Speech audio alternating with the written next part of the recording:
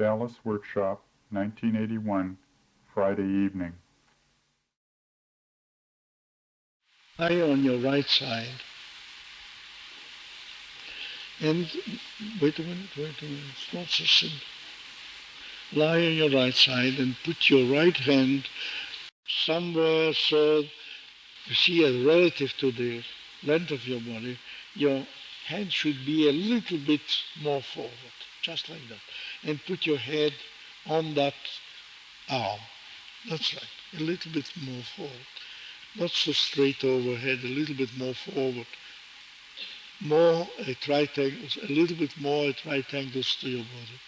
A little bit more. So that you feel like you're bending. Now, bend your legs, bend your knees. And put the left knee behind on the floor and the right one in front, of course, a little bit. And organize yourself so that you're comfortable on the floor. This you will see in the end that any of the things I advise you to do now is actually a question, why do I say that? Why couldn't you leave the leg on the other? You ask, why the hand like that? What for? And believe it or not, I have a clear, precise, convincing answer for every one of those questions. And during the few days we're going to be together, I will give you an opportunity to ask those questions.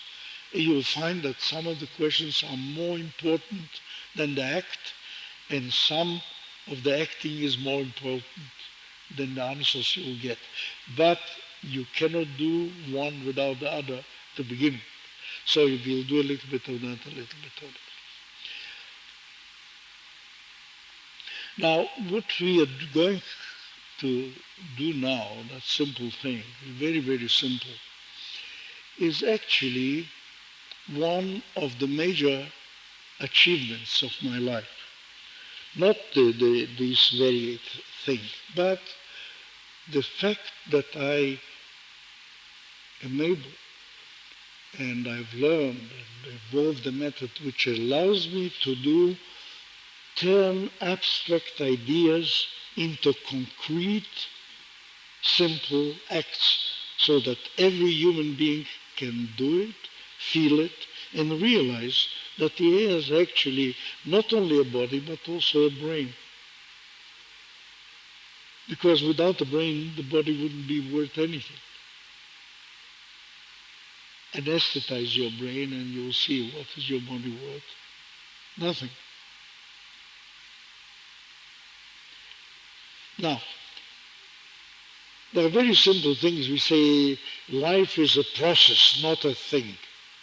And what do you mean by that? Life is a process. What do you mean a process? Does anybody can tell me how life is a process? What's the process? What is it? What sort of process? Is it like making rubber? Is that life is a process? What sort of process? Now, I want you to feel what sort of process that is. Would you please, your right hand, as it lies like that, you have the fingers turned a little bit to the ceiling, the tips of the fingers. Would you please make that movement as if you're going to make a fist and not make a fist. But very gently, very gently. Don't make a big fist, just move the fingers. Fingers as if to close the fist and stop it. And do it again and again, very slowly.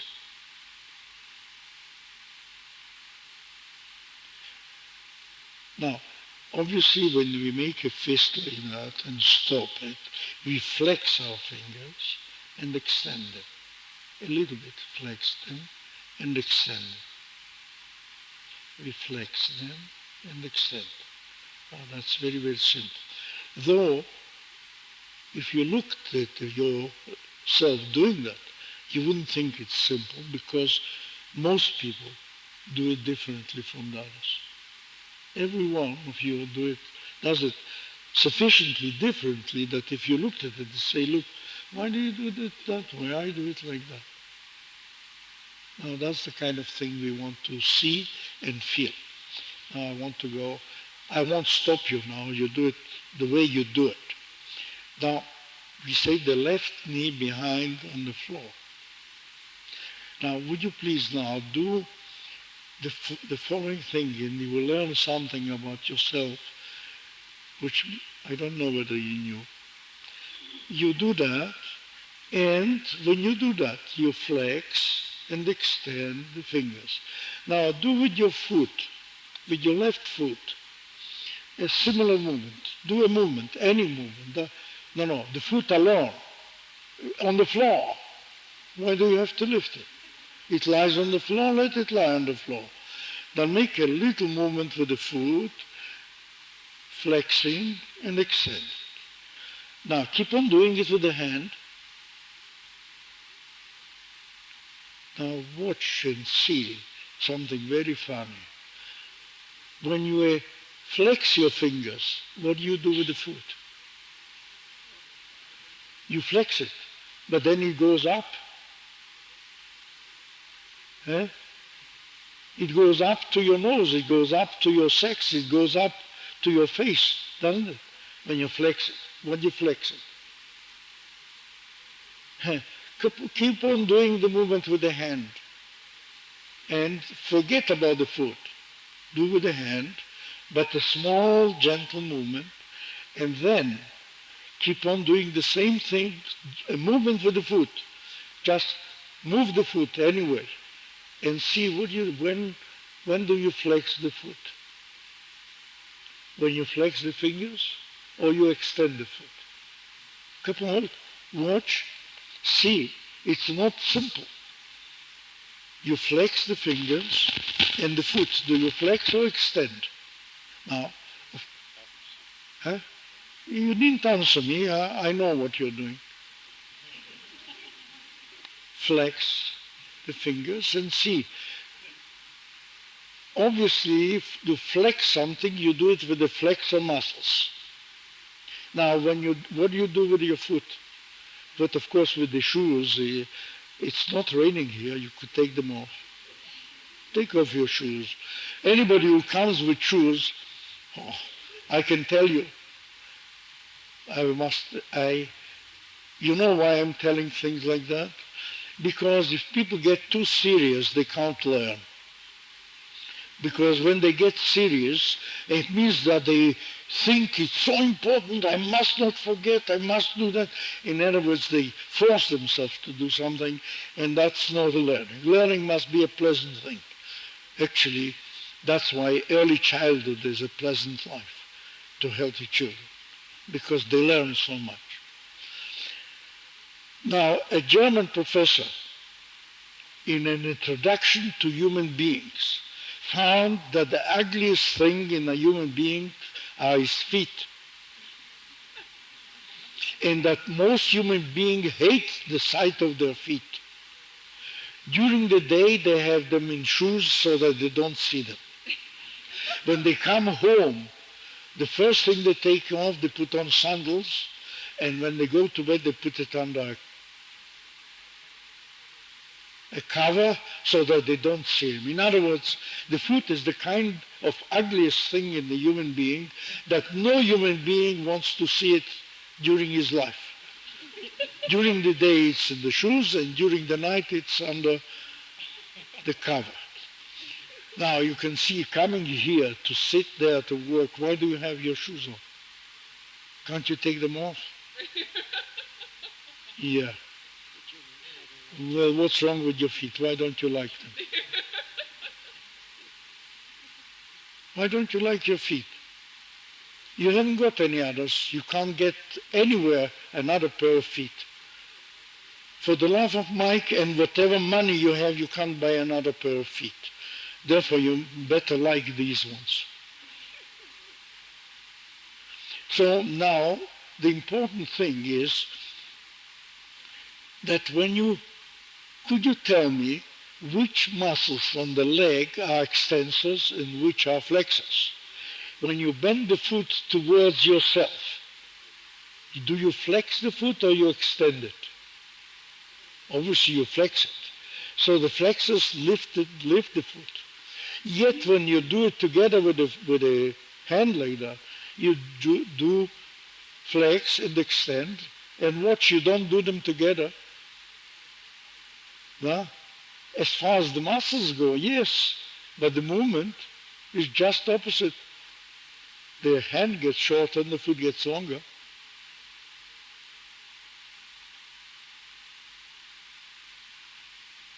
Huh? Did you know you have your hand and your feet for at least 20 years, and yet you don't know what the foot does when the hand is open? Now watch, do that.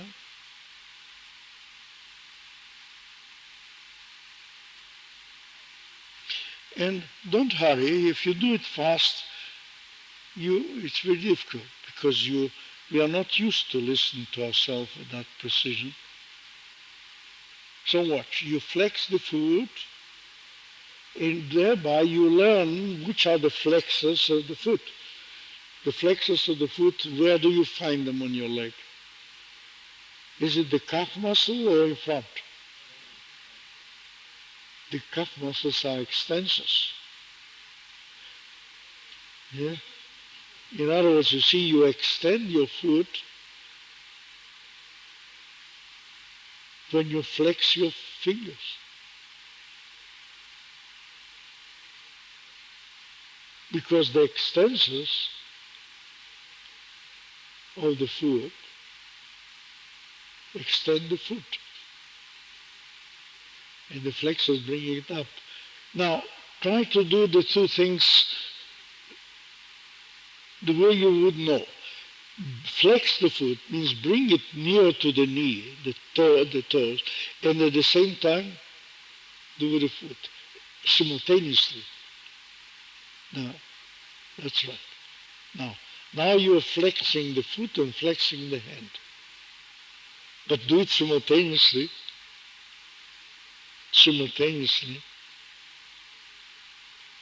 Now watch, when you do it simultaneously, what happens?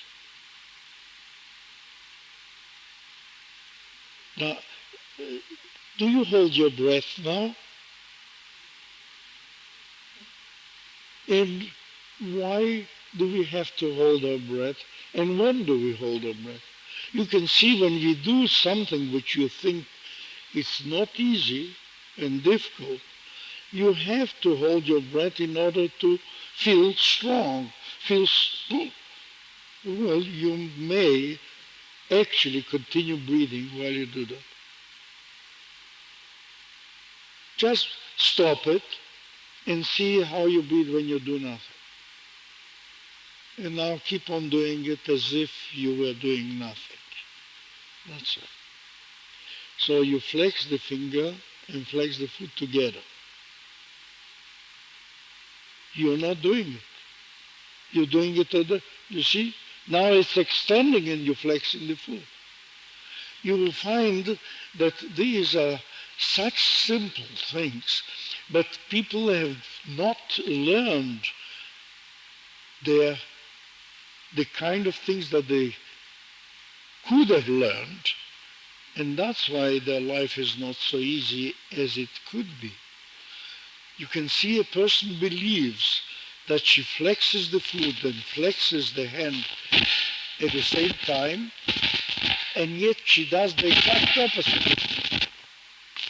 So now some people believe that they do flex the foot and flex the fingers together, but in fact they do the opposite and don't know. In other words, very often in life, you may say something in a way which you believe you do it that way, and in fact you do the exact opposite and you don't know. And then of course when somebody doesn't like what you said, you can't understand. Your intention was good, but you did the opposite. In other words, unless we know what we are doing, we can't do what we want. In other words, we must learn, and we have learned a lot. But many people haven't learned it properly because of reasons and difficulties not of their own. There are difficulties in humanity, had great difficulties, and the education is limping for many, many centuries, doing the wrong thing, the wrong sort of teaching, the wrong sort of examinations, making it difficult for many people to learn, and many other reasons which we won't go in now in order not to interfere with our work. But difficult gadgets, and they never work properly. Is it all right now? All right, then, would you please lie again the same on the right side like you did before? And this time, flex your hand and extend the foot. It means make the foot longer. While you flex the hand, extend the foot, the left foot. Extend the left foot. Extend, you know what extension means? It means make the foot longer. Make it like a dancer jumping. Make the foot long, that's extending. And flex the hand and extend the foot. That's right. And then, of course, the opposite when you go back. And don't hold your breath. Do as if you didn't do a thing. Stop a minute and see how you breathe when nothing happens.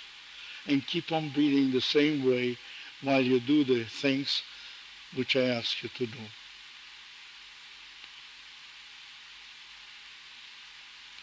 Not fast.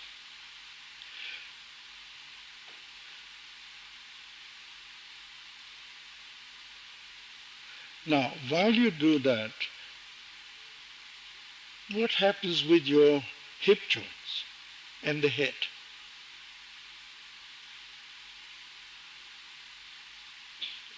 Just feel. Would you feel now, think that you're going to move, that the left leg,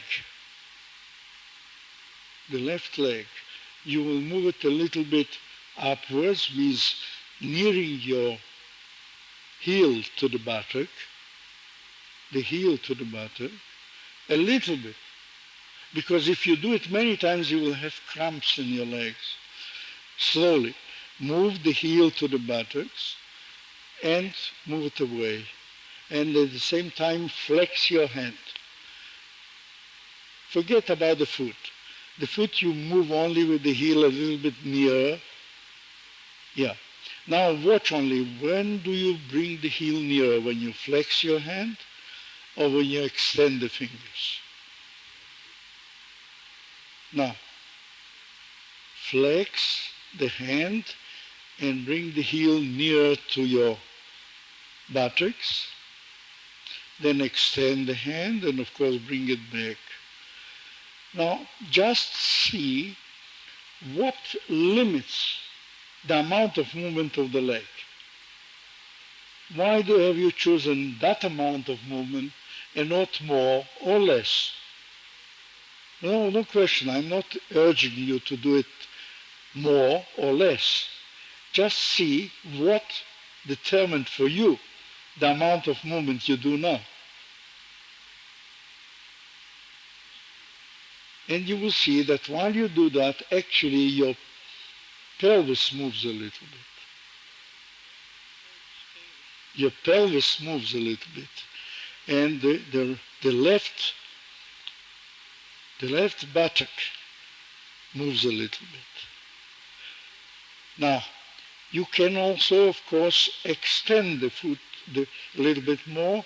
That means take away the heel from not in the air, on the floor.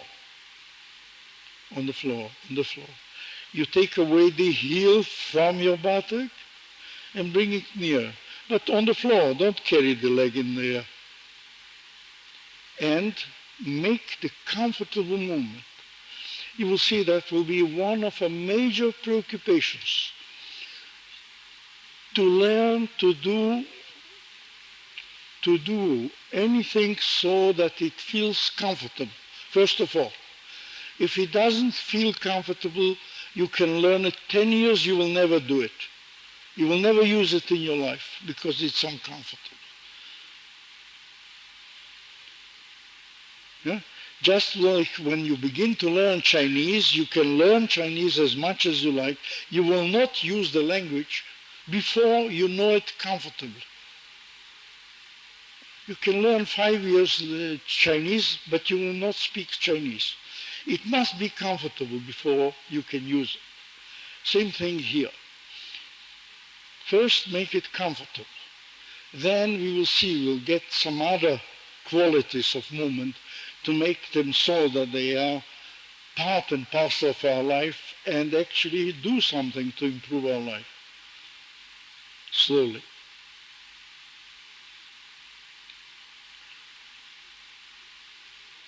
While you do that, what would you like to do with your head? Would you roll the head forward or backward over the hand? Just make a small movement and see how much does the leg move and how much do you feel a necessity of moving the head? Probably not. Maybe yes. I'm just asking. Pay attention to see whether you feel a necessity of moving the head altogether. Now, you keep on flexing the hand, but this time move your left knee away from the right a little bit and back again. And back again. Do that. And now watch. Does the head move at all?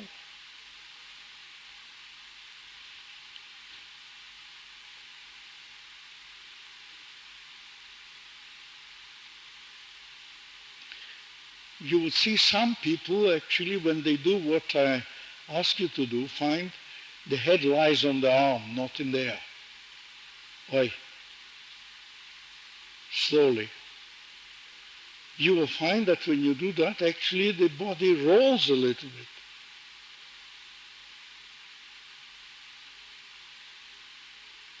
Don't roll it intentionally. If you roll it intentionally, you obey my orders or my suggestion. That's not a way of living, to go by other people's opinion. It may be sometimes necessary and useful, but for inner feeling, inner movement, you should do what you feel right and not what somebody tells you is right or wrong. Now, slowly. But you're lifting the knee off the floor. We never asked to lift the knee off the floor. We said move it away from move it away. Then the leg must be flexed. If you don't feel that, then you are 3 years old. Surely put your leg on the floor, the knee on the floor, the left knee on the floor and the left foot on the floor. Flex your hand. And now you're lifting the leg off the floor. The knee is not anymore on the floor. You can't do that unless you flex your leg. No, your knee is not lying on the floor. Therefore, you can see you'll be in your body another 50 years and you won't know to do that. It's important. But you see, many people do it as if they did it all their life. So good. Now, would you please, while you do that, think of making with the foot, with the ankle of the left foot, a circle on the floor. Now, some people have put the left hand on the floor in front of them. Do that. And you will see, actually, that it was a good idea at the beginning, but at this time you will find it rather useless. Put the left hand on the floor, and keep on moving the left knee away and making a circle with the ankle of the left foot on the floor. Now watch, which direction do you move the ankle? Is it clockwise or counterclockwise? Suppose there was a dial underneath your ankle. Do you make the circle clockwise or counterclockwise?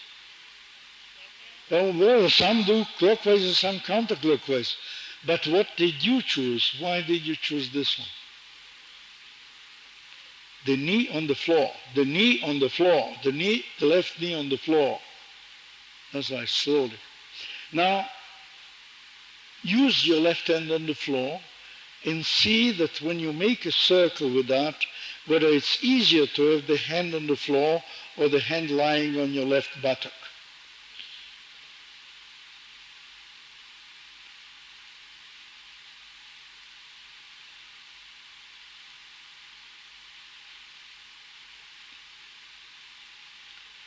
Can you feel now that actually the whole body is moving a little bit, rocking forward and backward?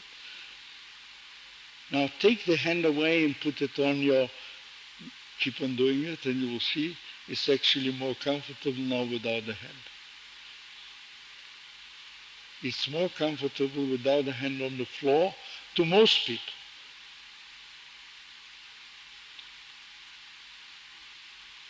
That's right. It gets more comfortable because the chest and the spine rock a little bit, and when the hand is on the floor, it actually does some extension of the muscles and the ribs, which makes it a little bit more awkward than if you let it rock a little bit right and left like that.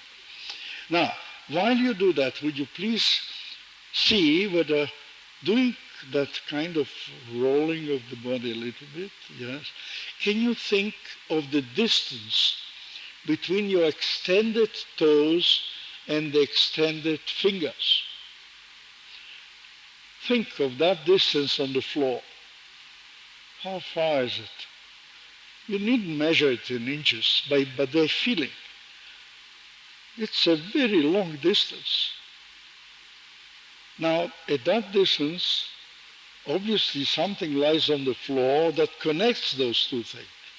You will see that while we do what I ask you to do, the part that lies on the floor lies better and better.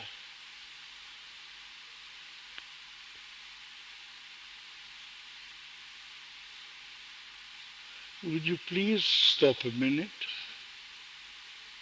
and think of how would you bring your left knee under the right knee. Move your left foot while you keep on flexing your hand gently.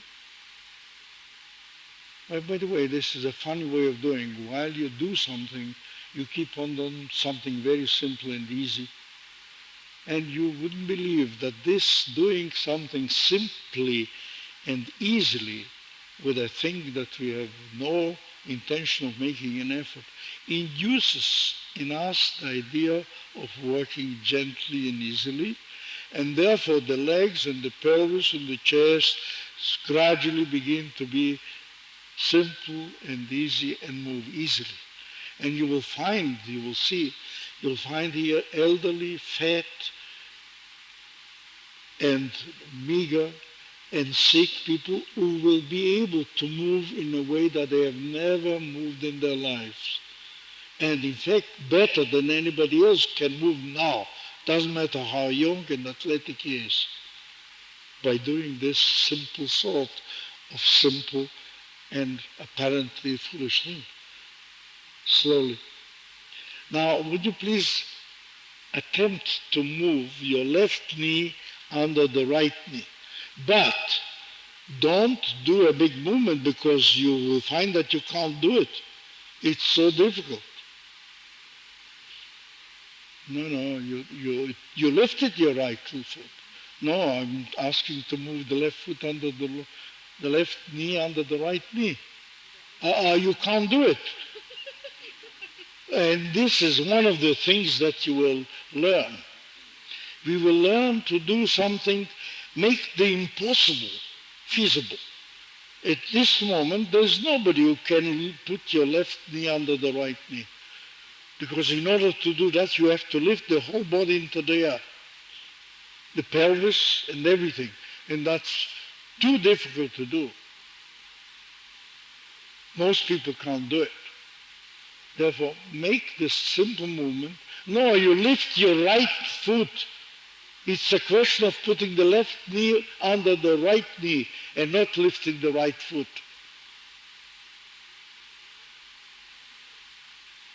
Slowly, you can't do it.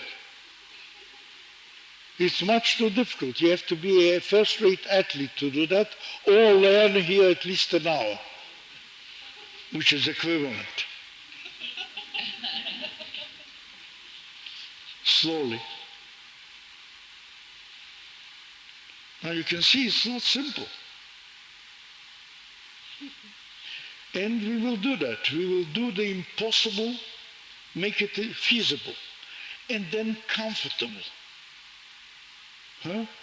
Comfortable.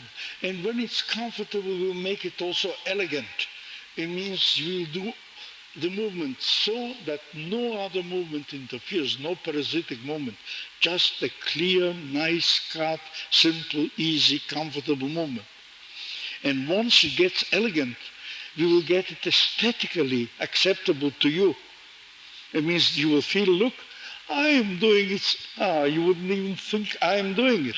You will feel just, that's nice, and that's good enough.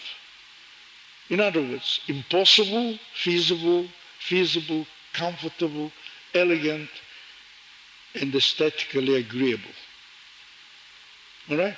Would you now please lie a little bit on your back? Very slowly, lie on your back. Lie on your back, and you will see something very, very funny. Lie still a few seconds. Do nothing, just lie on your back. And you will see that the floor knows now which side has lost all the unnecessary tension it had before, and it can tell you. The floor doesn't tell you, and the floor doesn't know. Only you feel on the floor now that some parts of yourself lie flatter and easier and more comfortable on the floor than before. Pay attention and you will see. Some parts of you lie freely extended on the floor. And if you try to figure out which are the parts, you will feel that they have to do with the things we did. In other words, which shoulder blade lies flatter on the floor, which buttock, or which part of your pelvis, or which part of your chest lies clear in a more intimate contact on the floor than before. And which leg feels longer.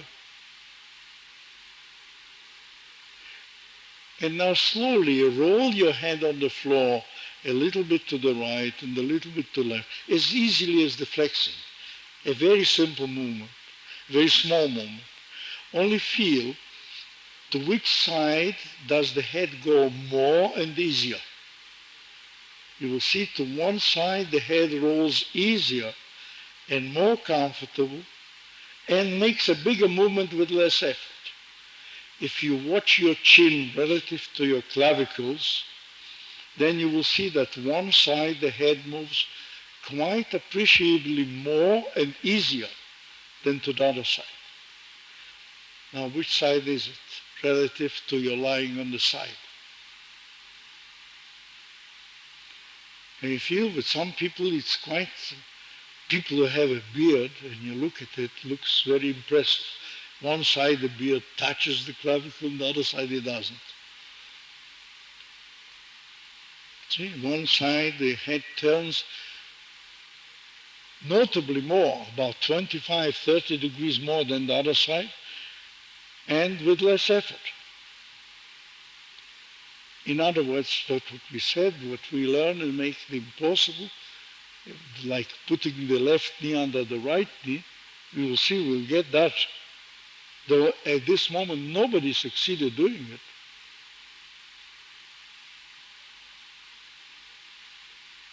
Now watch, when you look, something incredible has already happened in your nervous system, in your feeling. If you look and see what I see, that there are no 2 feet now that are open the same way. One foot is open more than the other. And with some it's so marked that it is almost hard to believe that it could happen in such a short while. Yeah? One foot is open more than the other. And look, with some people it's incredible.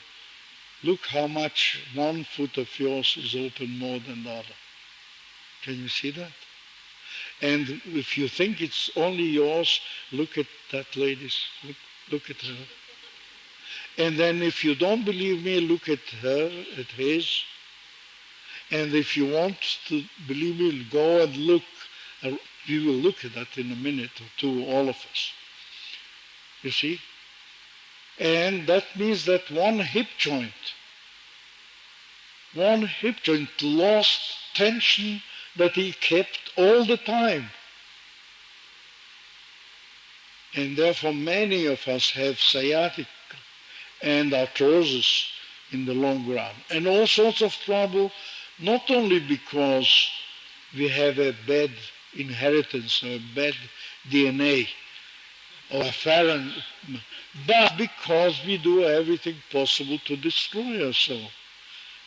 Because we don't know what we are doing, and therefore we can't do it what we want properly for ourselves. Now, throughout the training that we will have here, we will abide by a funny, peculiar arrangement. We will work approximately an hour running, and then we will break for 10 minutes, 5 minutes, just the time to get up, go to the toilet or take a coffee and come back. And that is not because you are so dreadfully tired by doing such simple movement. Only because learning is not effective after 50 minutes and an hour. Once, and by experience I can show you that if I did now try another thing to teach you, you will find it difficult to lie, difficult to listen, and many of you would probably go up to sleep and begin to turn from one side to the other, which shows that no learning takes place. Now, I would be teaching and find an audience who doesn't learn. So what's the object? The important thing that you learn something. And therefore, round about an hour, we'll make always a break of 5 to 10 minutes, depending on how hard we work. But before that, you saw that the floor, I put it in that way just to make you feel funny, because the floor doesn't talk to you, but you feel the floor. In other words, your sensitivity increased already sufficiently to feel that one part of the body lies better than the one there, though maybe through all your life you never thought of that and never paid attention to that. You can see that there is that. And then you will see that what we do it in the lying. Why in the lying? Why not standing? We will get to standing too, but by the time you roll on your side now, and will you keep just a few seconds still so that I can explain to you before the noise of talking to each other makes it impossible.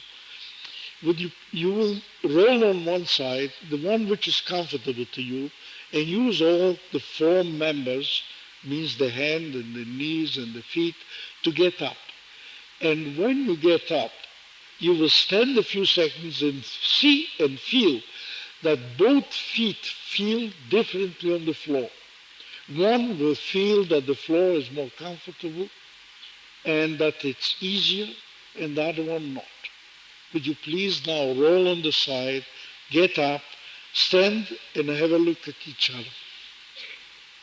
And by getting up, feel first of all, what do you feel in one foot touching the floor and what do you feel in the other foot touching the floor? And which shoulder feels higher? One of them feels lower, so the other one must feel higher. Now, which one is the lower one? Which one feels the good one to you, the comfortable one? Now walk a little bit and see what you feel in walking. One foot works quite differently from the other, and one arm is quite different from the other, and one shoulder is different from the other, and one hip joint is different from the other. Walk around, and if you want a very nice experience, and we'll learn to do that, look, many people here, you don't know them.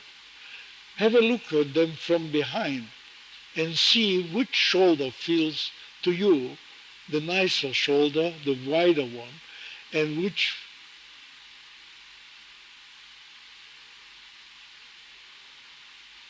shoulder blade lies better on the floor, on the back. You will see that one of them lies better and one shoulder feels wider. And if you look at the people from behind, you can tell on which side they lied to do the exercise. In other words, something actually happened to every one of us.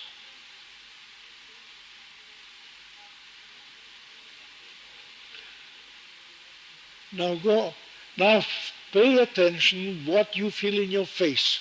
One side of the face feels longer and more extended than the other, and one eye is more open than the other, and one corner of the mouth is higher than the other. In other words, this innocent sort of thing looks funny, has made such a tremendous change in all the tonus of the muscles, of the face, of the back, of the legs, of everything. So maybe we will actually get somewhere. You have now a few minutes to yourself, and I will rest my vocal cords a few minutes. Thank you.